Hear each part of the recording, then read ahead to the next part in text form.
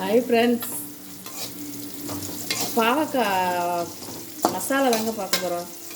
மறந்துட்டேன், போட்டேன். சரி எடுத்துருவோமே அப்படின்ட்டு இதில் ஒன்றும் பண்ணலை. பாவக்காயை நறுக்கி எண்ணெயில் போட்டு வதக்கிற, உப்பு போட்டு எண்ணெயில் போட்டு வதக்குறேன், அவ்வளோதான்.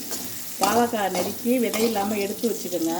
எடுத்து வச்சுக்கிட்டு ஒரு சட்டியில் இதை போட்டு எண்ணெயை ஊற்றி கொஞ்சம் இதுக்கு தேவையான உப்பு போட்டு வதக்குங்க.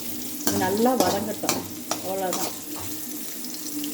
பாவக்காய் நறுக்கிறோம், இது மாதிரி விதையை எடுத்துடுறோம். எடுத்துட்டு எண்ணெய் ஊற்றி உப்பு போட்டு ஒரு கடாயில் போட்டு வறுக்கிறோம். இதுதான். மறந்துட்டேன், கோச்சிக்காதீங்க. இது ஒரு சின்ன வீடியோ தாங்க. இது செய்ய வேண்டாம் அப்படின்னு பார்த்தேன். சரி, நீங்கள் தெரிஞ்சுக்கிங்களே.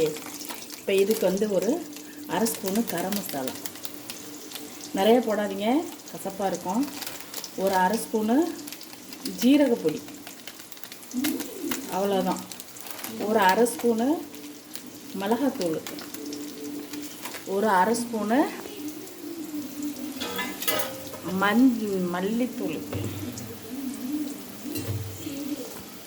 அரை ஸ்பூனு டிவி சவுண்டு வேறு இருக்குது. ஒரு அரை ஸ்பூனு மஞ்சத்தூள், ஒரு 1/4 ஸ்பூன் மஞ்சத்தூள், மல்லித்தூள், கரம் மசாலா, மிளகாத்தூள், சீரகத்தூள்.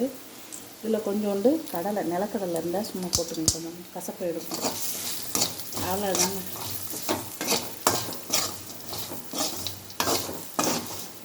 பாவக்காய் மசாலா ரெடி. இதில் நீங்கள் கொஞ்சம் முந்திரி பருப்பு இருந்தாலும் போட்டுக்கோங்க. நிலக்கடலையை கொஞ்சம் 1-2 கொஞ்சம் நிறையா நீங்கள் நச்சு போட்டுக்கிட்டாலும் போட்டுக்கோங்க. பாருங்க, அந்த பாவக்காய் வாசனையே வராதுங்க. ஆமாம், மசாலா சேர்த்துக்கிறதுனால சிக்கன் மாதிரியே இருக்கும். இதுதான் பாவக்காய் மசாலா, சீக்கிரமாக செய்கிற ஒரு டிஷ்ஷு. நல்லா இருக்கா பாருங்கள். இது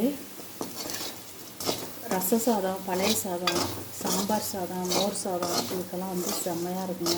நீங்கள் நிலக்கடலை அப்படியே போட்டுட்டாலும் சரி, இல்லாட்டி மிக்சியில் போட்டு ஒரு அடி அடிச்சுக்கிட்டா கொஞ்சம் நரநரன்னு இருக்கும். அது நல்லாயிருக்கும். பாருங்கள், நல்லா இருக்கா?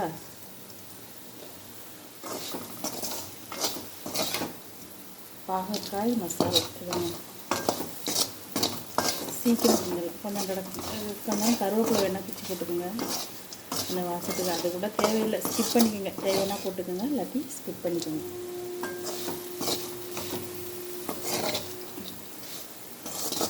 பிடிச்சிருக்கா? வாங்க, பாகற்காய் மசாலா சாப்பிட்லாம். பிடிச்சிருந்தா லைக் பண்ணுங்கள், ஷேர் பண்ணுங்கள், கமெண்ட் பண்ணுங்கள். வாங்க சாப்பிட்லாம்.